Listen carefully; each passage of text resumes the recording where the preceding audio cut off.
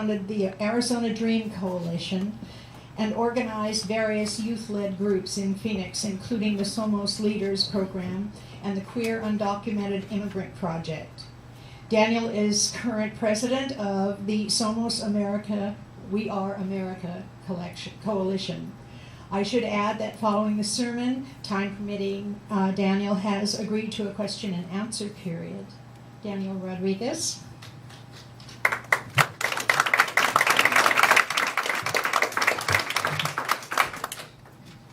Good morning.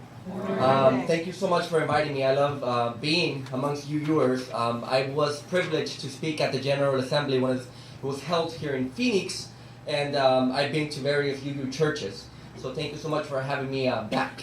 That's why I didn't stand up when I said you, because I've been to several before. When I saw my name on the announcements and next to it was the word sermon, I was concerned a little bit. But then again, I've been told I can get a little preachy, so I think I'll do fine.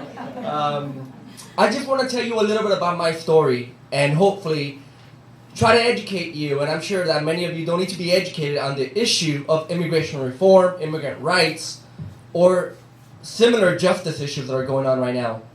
But I did want to share my story. As you know, my name is Daniel, and I was born in Monterrey, Mexico. When I was 7 years old, we lived in Monterrey, Mexico, and I was the pog king of my neighborhood. And most of my peers don't know what pogs are.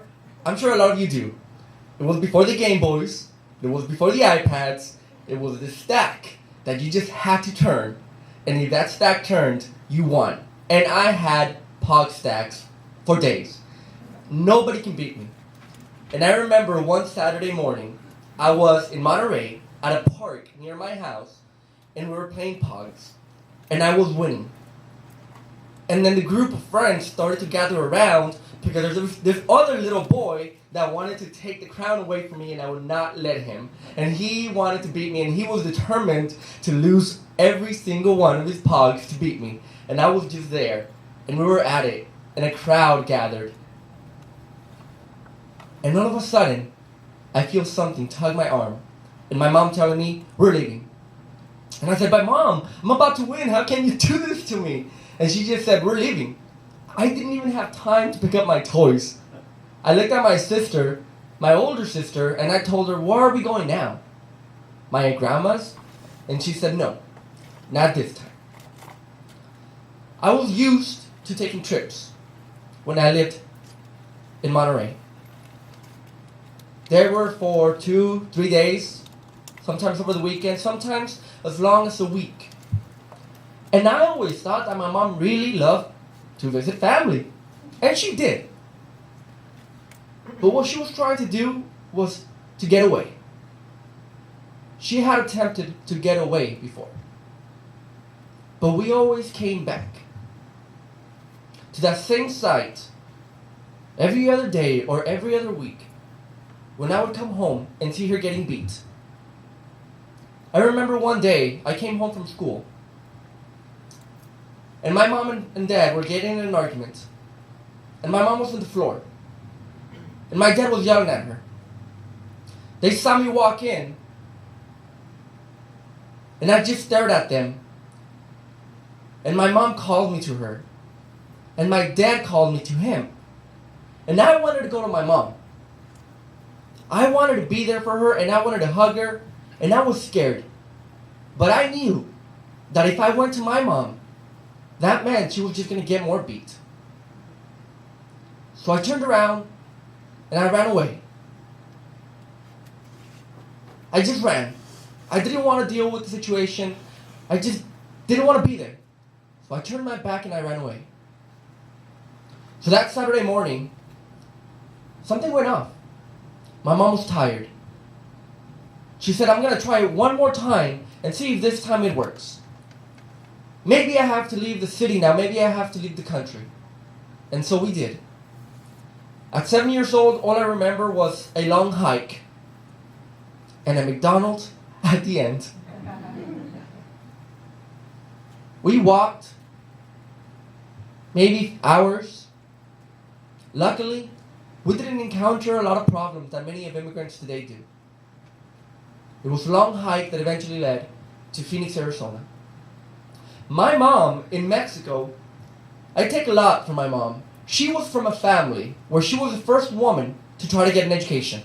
She was born in Durango, and her family hated the fact that she wanted to go to school. She wanted to get an education, and they looked at her and said, "You're supposed to get married. You're supposed to have a family." So she said, "Well, I don't want that right now. I want to go to Monterey, which is a bigger city, and I want to go to school." And so she did. And when she did that, her family ostracized her for a while. Because she was the one that was a little weird, right? You're not supposed to do that. But she went and defied her family because she wanted that education. In Monterey, she met my father. She fell in love. She started a family.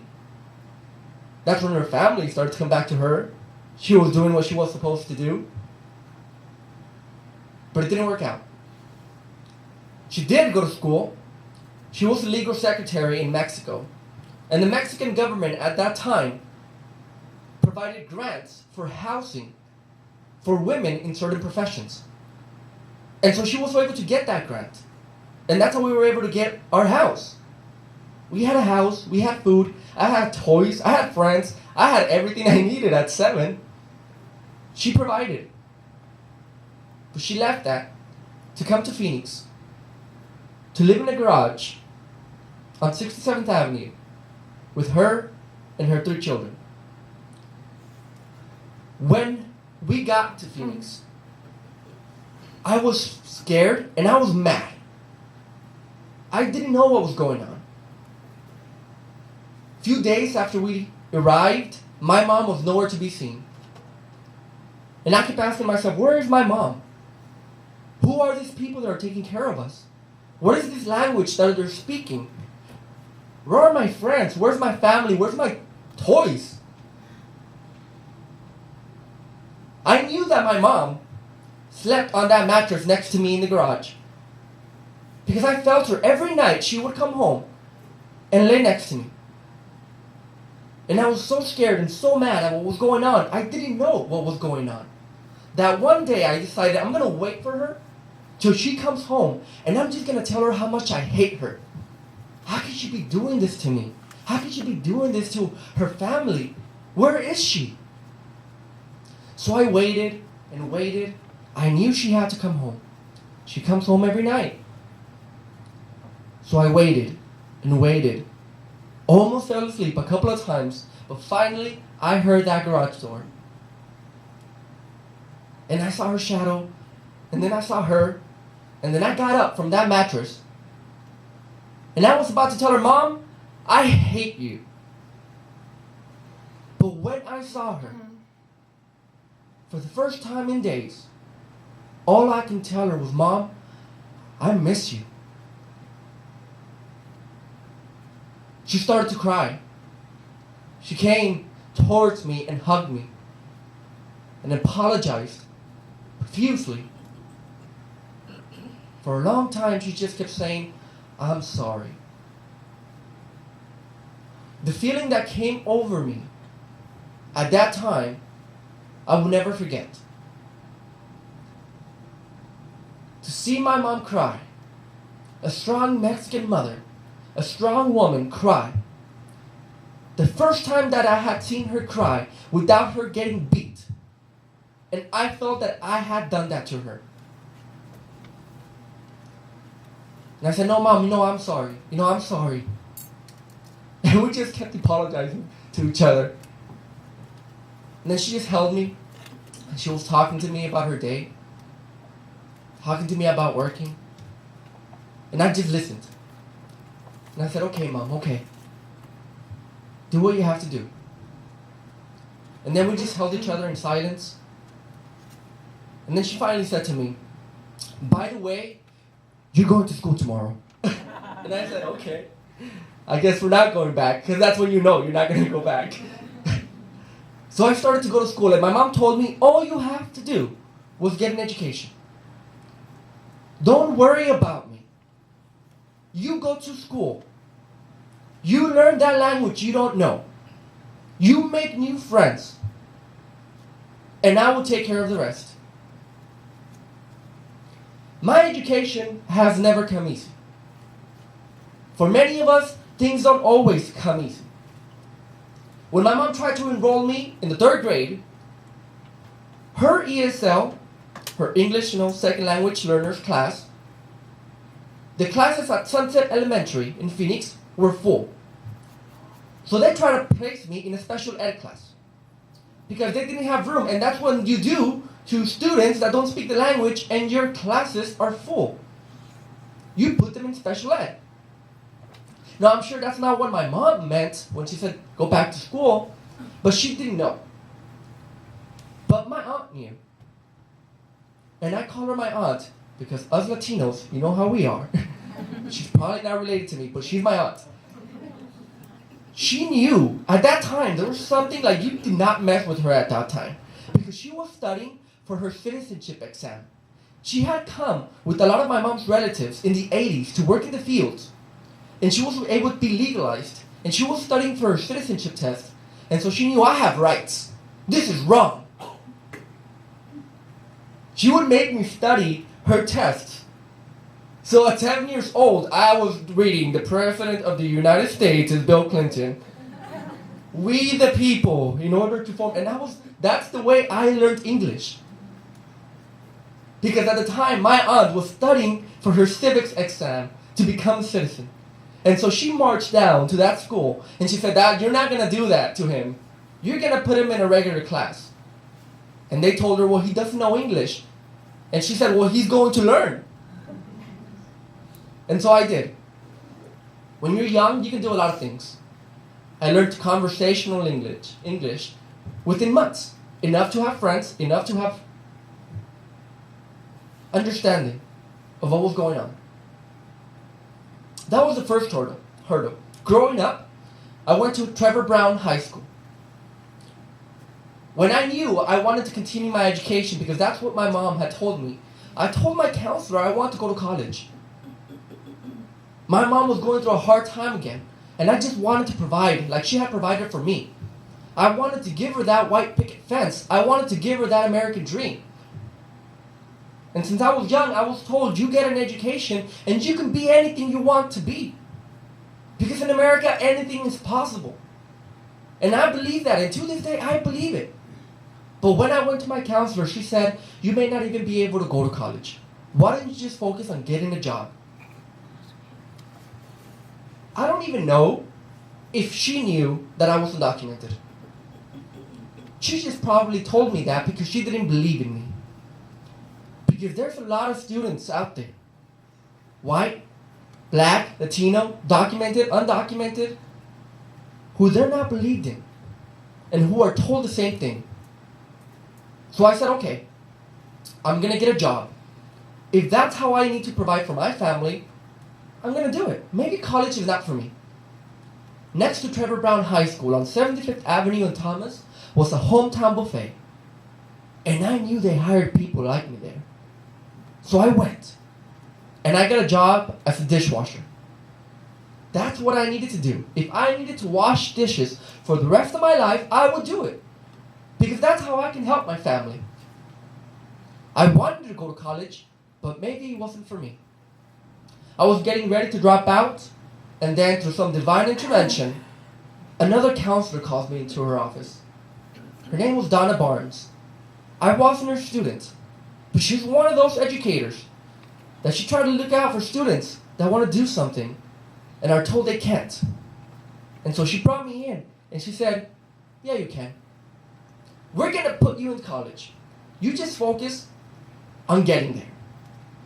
For the first time ever, my junior year, she put me in honors classes. I had never been in honors classes. She told me, you have to build this thing called a resume, so go get involved. And I said, okay, well, I need to go get involved. Within a matter of weeks, I came back to her, and I told her I'm the president of the Latin American Club, I'm in the newspaper. One day, I don't know how it happened, there wasn't a lot of people at this meeting, so that probably played a part, but I came out of that day the vice president of the Black Student Union. And I said, okay, well, I'm involved. And I didn't know anything about these clubs. I've never been involved. But it was with the Black Student Union that for the first time ever, I went to the Phoenix Capitol. And we went there during Black History Month. And we were hearing a speaker talk about, and that speaker, by the way, was at that time House Representative Leah Landrum Taylor. And she was speaking about the 14th Amendment. And she was talking about a group of people that were brought here, exploited, that were told they were not American enough, and that had to fight every step of the way to be American and to have those rights. And I told her, hey, that sounds like me. That sounds like my family. We're here, we're told we're not American enough, but we want that dream. It was then that I realized the importance of telling my story. So I went to college. I went to ASU on a full ride scholarship because of my grades.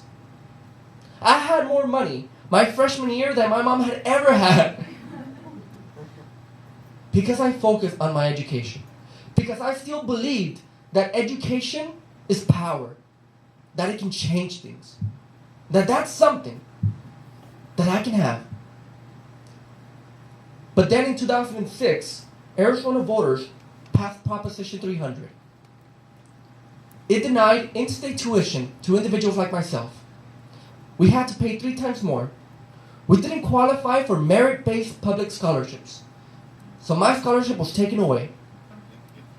Luckily, I was able to go through because of private scholarships, because of the help of my family. And in 2008, I graduated in degrees in political science and English literature. But I was not done. Because ever since I was 7, I've wanted to be an attorney. Why? Because I asked too many questions, according to my mom.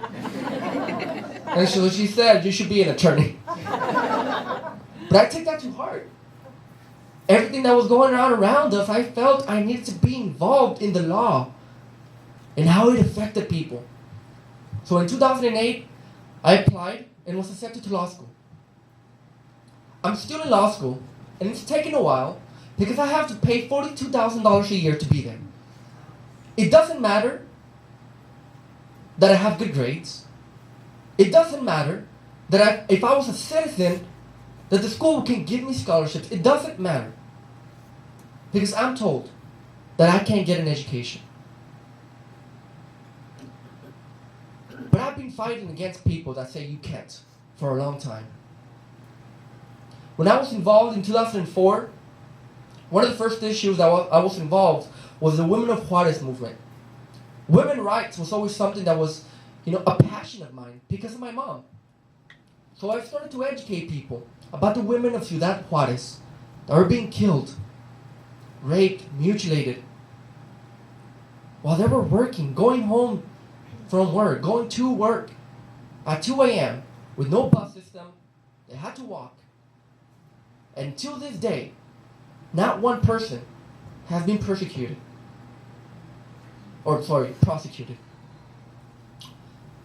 But I got involved, and then eventually I joined the immigrant rights movement. And I saw a few things that I didn't like. 3 things primarily. 1, I was involved, and I saw a lot of people, and it was the same brown faces. And me coming back, working a lot with women and women's rights and the Black Student Union, I said, this is not right. We need more people involved. This is not just a brown issue. This is not just a Latino issue. I want to bring in more people. The second was, I looked around, and most of the time, like 95%, I was the only one under the age of 30. Probably under the age of 20 for a couple of years. And I said, where are my peers? I'm sure I'm not the only one. Where are the youth? Why are they not being involved? And the third thing that I saw was, allies are important in every movement. But every movement needs to be led by the people that are affected, primarily affected. And I looked around, and I was the only undocumented person in these meetings that were talking about what to do about immigrant rights. So I said, okay, I'm not going to complain, but I will change things. And I will create things. And that's why in 2008 I created the Arizona Dream Act Coalition. To organize youth, to tell our stories. To go out there and tell people who we are. Growing up undocumented, you're told you can't. You grow up in a cage. And the older that you get, your world becomes smaller. The less you can do, the less you can move around, you can't. From day to night, we went from people that were just here to criminals, drug dealers. Apparently, 70% of us were smuggling drugs on the border. Apparently, we were just cutting people's heads left and right. You start to see these stories in political rhetoric, in commercials, when certain politicians talk about immigration. And what people saw on the screen was that brown face of a young man looking like a gangster. And I said, they're trying to say that's how I am. But I'm not. We have to understand that we cannot win policy. We cannot win legislation until we win the story. The American story. And that's what I've been fighting to do. It's not about a 9-digit number. It's not about papers. It's about the fact that when I was 7, I was told by my teachers, you're good enough. You're American enough. You can be anything that you want to be. And when I'm being told that I don't exist, that's my fight. To prove people that I'm an American, as much of an American as anybody else. Last year, we forced President Obama to pass a program called Deferred Action. For individuals like myself to be protected from deportation and be allowed to work. I applied, and earlier this year, I got something in the mail that a lot of people overlook. This is what it's about. I've never had an identification. For years, I didn't exist. And when I did, I was a criminal. When I got this card in the mail, saying that I now have permission to be here, and he had my name, and he has my picture. I remember when I was young, and there was these things called the phone books. I don't know if you remember those. And every now and then, I would look through the phone book to find my mom's name. And I was so excited when I found it. Because I saw it right there. We exist. We're there. We're part of the phone book. That's why this mattered to me. Because I'm here. I exist. I'm part of America. It's about identity. So yes, today there's something going on in our streets. The people are standing up and saying, we demand dignity. We want reform, but it's bigger than reform. It's about rights. We want reform, but it's about bigger than reform. It's about the American dream. And I'm here today because I want you to be involved. I want you to create that story about what it means to be an American today. And it shouldn't mean that to be an American means supporting legislation that is going to continue to enslave people, both to their jobs and to the prison system. It shouldn't mean that to be an American today, we need to pass immigration legislation that hurts first and foremost families and women. Because the legislation that's being pushed deletes, eliminates, erases, destroys categories of visas that primarily go to women. Because their relatives get here, and so they want to petition for them. But the legislation that we have now says you're not worth it. If you don't have an education and if you don't have money, you're not allowed in the U.S. And we continue to fight for legislation as if we have already won that story, that fight. It's about the story of the American dream. Until we change that, we will not get legislation that we want. We have a Congress right now, many of them who are elected to do two things. To not do, and they're doing great at that, and to undo. And brothers and sisters, they're getting really good at that. In the last 10 to 20 years, we have seen, when it comes to education, more segregation than we had during the civil rights movements. When it comes to rights for workers, we live in states where you can get fired for literally any reason. In fact, you don't need a reason. When it comes to voting rights, it seems like every year the courts and the Congress is against the rights of voters. And it's not just brown voters. And it's not just Latino immigrants. It's us. It's America. We need to change the story, and people need to hear from you. Your immigrant story. Your definition of what American is in order to change things. When I was 7 years old and I read that Declaration of Independence and I read those "Who is your president today?" and that's how I learned English, I remember the line. And I'm pretty sure it's still there. He said, "Give me your tired, your poor, your huddled masses yearning to breathe free." That's what I read at 7 years old. And if the thing has changed, please let me know. Because what I hear today is, "Give me your tired," unless they're too tired to work in the fields. "Give me your poor," unless they're going to demand an opportunity to better their rights. "Give me your huddled masses," unless they're all wearing a hoodie and looking threatening. "Give me those huddled masses yearning to breathe free," unless their breathing problem is a pre-existing condition. That is not what I read. That is not the story of America. We're better than that. And we will not move Congress. And we will not move legislation.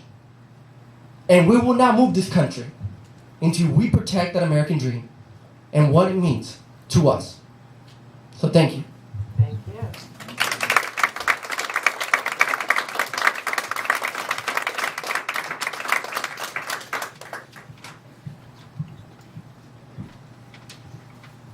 Is there anyone who has a question for Daniel that you'd like answered?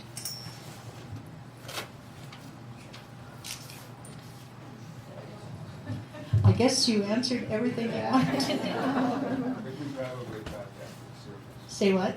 If you'll stick around after the service, I'm sure. Oh, absolutely. You are joining us for fellowship, I hope. Thank you so much, Daniel. It was totally inspiring, to say the least. Oh, if you are willing and able, please stand and join in the singing of One More Step, number 168 in the hymnal. One more